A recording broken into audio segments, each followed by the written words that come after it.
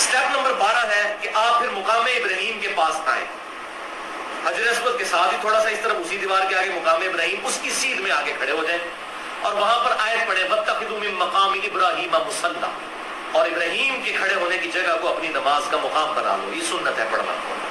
وہاں پر آپ نے اس کی سیدھ میں 2 نفل پڑھنا ہے، یعنی ایگزیکٹ اس کو سترا بنا کر پیچھے تک کہیں بھی نماز پڑھی جا سکتی ہے۔ اور اس میں صحیح مسلم میں موجود ہے کہ آپ صلی اللہ علیہ وسلم نے پہلی رکعت میں قل یا ایھا الکافرون اور دوسری میں قل هو اللہ احد، یہ 2 سورتیں پڑھی تھیں۔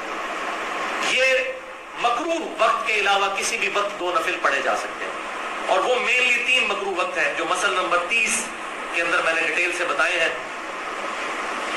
ایک تو سورج نکلتے وقت تقریباً 10 منٹ کا وقت، اور سورج جب درمیان میں پہنچ جائے اس وقت 10 سے 20 منٹ کا وقت، اور غروب سے 10-20 منٹ پہلے، یہ 3 اوقات ہیں۔ ان کے علاوہ جتنے بھی اوقات ہیں ان میں طواف کے نفل پڑھے جا سکتے ہیں۔ یہ طواف کے آپ نے نفل پڑھے تو اب آپ کا طواف مکمل ہو گیا۔ اس کے بعد جتنے طواف آپ نے عام کپڑوں میں بھی کرنے ہیں ان کا طریقہ یہی ہوگا، لیکن اس میں تو احرام والا ہے، ابھی اس کا باقی حصہ وہ آگے باقی ہے۔ تو سادہ کپڑوں میں جو طواف کریں گے اس میں مرد رمل نہیں کریں گے، وہ عام حالت میں ہی طواف ہوگا، رمل صرف احرام کی حالت میں ہے۔ ایک بات مجھ سے سکپ ہو گئی، میں یہاں پر بتا دیتا ہوں کہ بعض لوگ یہ سمجھتے ہیں کہ حج اور عمرے کے دوران مسجد حرام کے اندر جو لوگ نماز پڑھ رہے ہیں اس نمازی کے آگے سے گزر سکتے ہیں، اور خصوصاً یہ تماشا لگتا ہے مقام ابراہیم پہ جہاں پہ اتنے لوگ نوافل پڑھ رہے ہوتے ہیں، تو لوگ ان کے آگے سے بے دھڑک گزر جاتے ہیں کہ کوئی گناہ نہیں ہے۔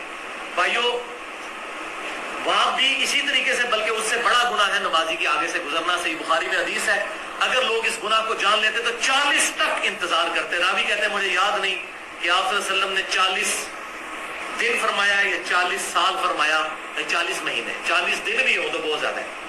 اگر گناہ جان لیتے تو 40 دن بھی انتظار کرتے ہیں لیکن نمازی کے آگے سے نہ گزرتے۔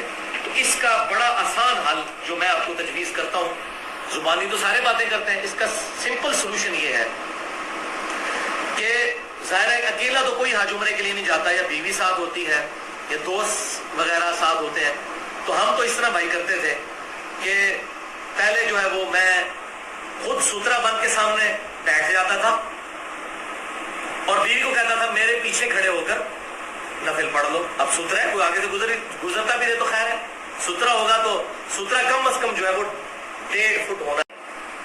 ایک صورت میں نمازی کے آگے سے گزر سکتے ہیں، جب جماعت کے ساتھ نماز ہو رہی ہو، اس میں صرف امام کے آگے سترا ہو تو وہ کافی ہے، عام نمازی کے آگے سے گزر جائے گناہ گار نہیں ہوتا۔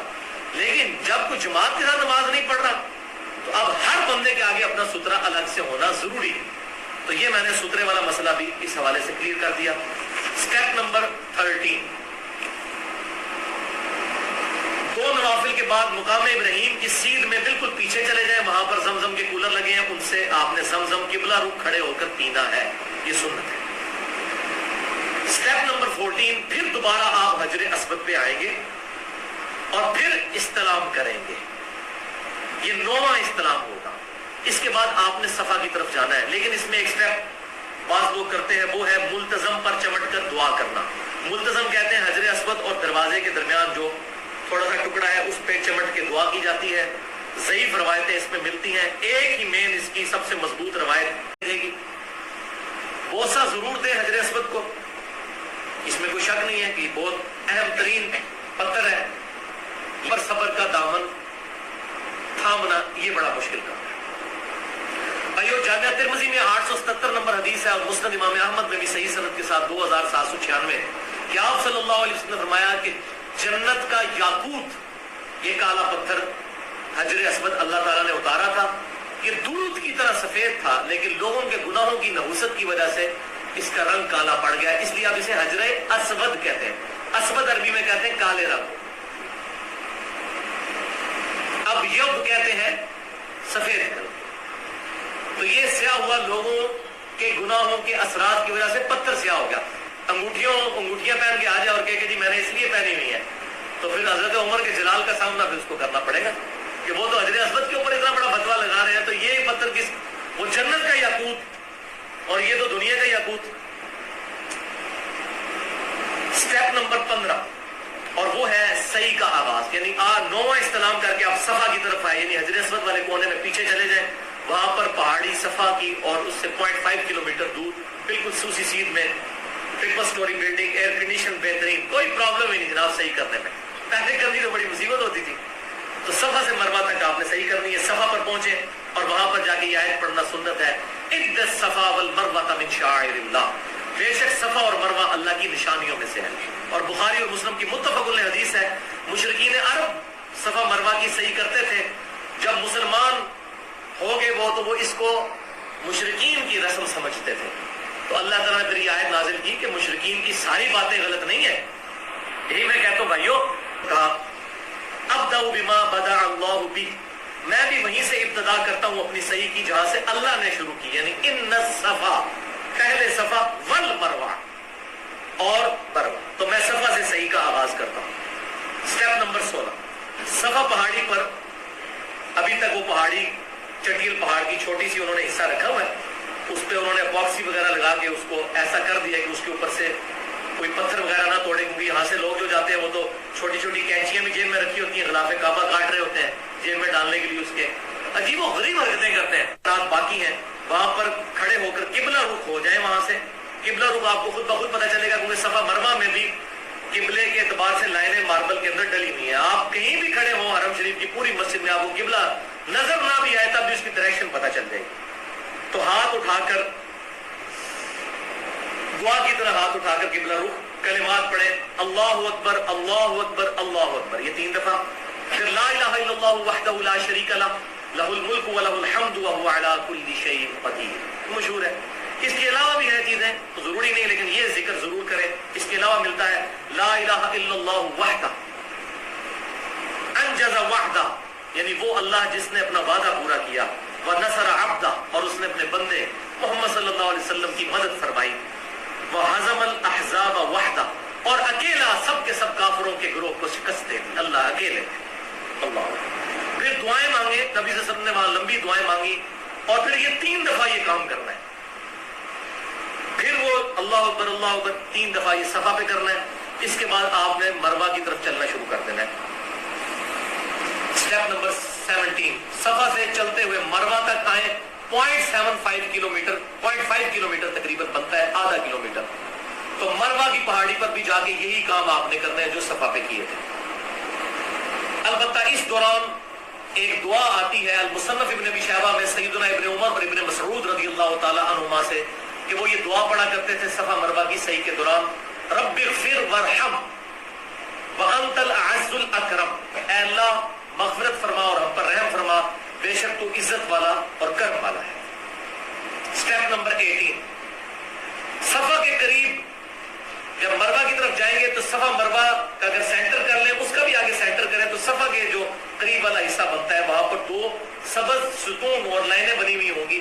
وہاں پر پہلے ڈھلوان ہوتی تھی, وہاں سے اماں حاجر رضی اللہ تعالی عنہا, میں نے بتایا حاجرہ لفظ نہیں حاجر لفظ ہے, وہاں سے دوڑ کر گزری تھی. تو وہاں سے دوڑ کر گزرنا نبی صلی اللہ علیہ وسلم کی بھی سنت ہے, لیکن صرف مردوں نے گزرنا ہے. وہ مسند امام شافعی میں صحیح سند کے ساتھ 573 نمبر اثر ہے کہ ابن عمر رضی اللہ تعالیٰ عنہ کہتے ہیں کہ چاہے رمل کرنا ہو, طواف کے دوران دوڑنا ہو یا صحیح کے دوران دوڑنا ہو, یہ صرف مردوں کے لیے خاص ہے, عورتیں ایسا کام نہیں کریں گی. تو وہاں سے دوڑ کر گزرنا ہے, عورتیں نارمل چلیں گی. Step number 19, second last step, Marwa پہنچ کر وہی دعائیں کریں جو کہ آپ نے صفا پر کی تھی.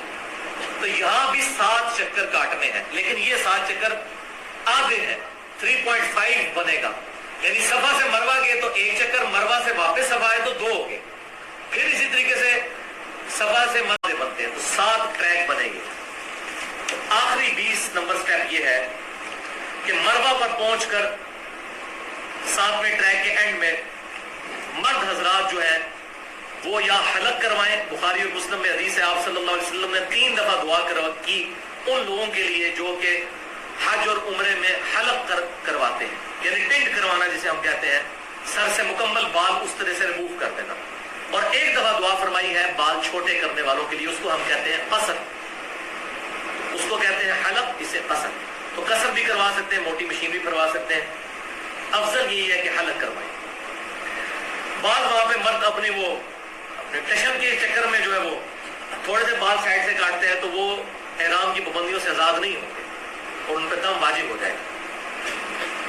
तो वो बाल रिमूव करने हैं, चाहे छोटे करवाएं, पूरे सर के बाल छोटे करवाने, ये नहीं कि थोड़े हिस्से के करवा दी, अज़ा करना कहते हैं, वो तो आप ने वैसे ही मना फरमाए। पूरे के पूरे सर के बाल रिमूव करवाने हैं, चाहे छोटे करवाएं चाहे उस तरह करवाएं। औरतों के लिए इसमें हुक्म है कि 1 पौर के बराबर या 2 पौर के बराबर चुटिया अपनी उसके गिर लपेट के उसके वो कैंची से बाल काट दिए जाए, बाकी काटने की जरूरत नहीं, इतनी काफी है। तो आप जैसे ही मरवा पर पहुंचेंगे, बाहर जाम खड़े हुए होंगे और बाहर बहुत सारी दुकानें हैं, 5 रियाल वो रहते हैं, अरसा दराज से एक ही रेट है और उसको हलक करवाने के। अल्हम्दुलिल्लाह अब आप एहराम की पाबंदियों से आजाद हो जाएंगे जैसे ही बाल कटवाएंगे या उस तरह भरवा देंगे। अच्छा, बाल कटवाएंगे तो 10 तरह भरवाएं, नॉर्मल कपड़े पहन लें तो आपका ये मुकम्मल उम्रा अल्हम्दुलिल्लाह अदा हो गया। यहाँ पर 2-3 बातें मैं एंड में बता दूं। बाज़ लोगों में ये अकीदा है कि जो उम्रा कर ले उस पे हज करना फर्ज हो जाता है। ये 100% झूठ है। फर्ज तो है ही हज, उम्रा तो है ही नहीं। और हज उस पे फर्ज है जिसकी इस्तिताअत है। अब जिसकी हज की इस्तिताअत नहीं, वो अगर सिर्फ उम्रा कर लेता है तो उम्रा करे, नफली सवाब है। लेकिन ये नहीं कि उम्रा कर लिया तो फंस गया। हज का रेट 3 लाख से शुरू होता है। अब जिसके पास 70-80 हजार है वो कैसे आज उस पर फर्ज होगा जब तक उसके पास इतनी रकम ना जोड़ दे? तो ये बात गलत है। दूसरा, एक सफर में एक ही उम्रा हो सकता है। अगर दूसरा उम्रा करना है तो वापस मीकात तक जाना पड़ेगा, वहां से 92 किलोमीटर दूर। बाज लोग मस्जिद आयशा पर, जिसे तनईम जगह है, वहां पर जाकर इहराम बांध के बार बार वहां पर कर रहे होते हैं और अपनी वो टेंट भी छिलवा लेते हैं, इतनी दफा उसरा मरवाते हैं और बड़े खुश होते हैं। और ये जो काम कर रहे हैं ये किसी के नजदीक भी जायज नहीं। अहले सुन्नत कहलवाने वाले बात को सही नहीं समझता। ये सईदा आयशा के साथ मामला ये हुआ था, बुखारी और मुस्लिम में डिटेल है कि वो भी हुजूर के साथ हज के लिए निकली और सल्लल्लाहु अलैहि वसल्लम हज किरान या हज तमत्तो करने के लिए, तो दोनों में उम्रा साथ होता है। सईदा आयशा को हैज आ गया था, जो औरतों के साथ प्रॉब्लम है। तो नबी सल्लल्लाहु अलैहि वसल्लम ने उनको कहा कि बस अब तुम तो उम्रा तो नहीं कर सकती, बाकी काम करो। यौम अरफा वाले दिन वो पाक हुई तो नबी सल्लल्लाहु अलैहि वसल्लम ने बाद में उनसे उम्रा करवाया। हालांकि हज में तो उम्रा पहले होता है, इनका उम्रा बाद में उस उम्रे का इक्विवेलेंट कराया और उनको वहां से एहराम बांधने के लिए साथ भेजा। अगर ये चीज होती तो सहाबा किराम भी बार बार उम्रे कर रहे होते, कोई सही रवायत भी मिल जाए इसके ऊपर, कोई नहीं मिलती। ये बहुत बड़ी गलती, बल्कि इसको अगर बिदअत भी कहा जाए तो कोई सख्त अल्फाज नहीं होंगे।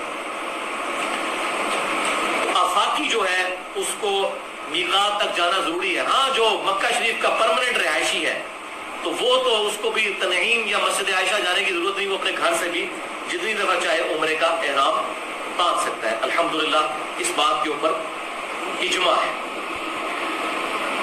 और आखिरी बात भाइयों, आजकल आसानी हो गई है, औरतें ऐसी गोलियां इस्तेमाल कर सकती हैं जिनसे उनका हैज रुक जाता है। मेडिकली अलाउ है, सब इस पे मुत्तफिक है, कोई ऐसा मसला नहीं। कुछ अरसे के लिए औरतों के पीरियड्स रुक जाते हैं अगर वो माने हैज गोलियां इस्तेमाल कर लें, मार्केट से मिल जाती हैं सस्ते दामों। इसका बड़ा फायदा है, हज और उम्रे की रूहानियत डिस्टर्ब नहीं होती।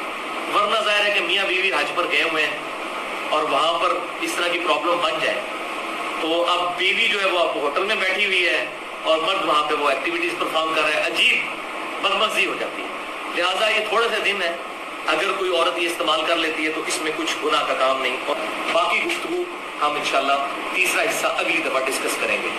अल्लाह ताला से दुआ है जो हक बात मैंने कही अल्लाह ताला हमारे दिलों में रासिक फरमाए। अगर जिस बात में मेरे मुंह से कोई गलत बात निकल गई तो अल्लाह ताला हमारे दिलों से माफ कर दे। सुब्हानक अल्लाहुम्मा व बिहम्दिक अशहदु अल्ला इलाहा इल्ला अंता अस्तगफिरुका व अतूबु इलैक व मा अलैना इल्लल बलागुल मुबीन।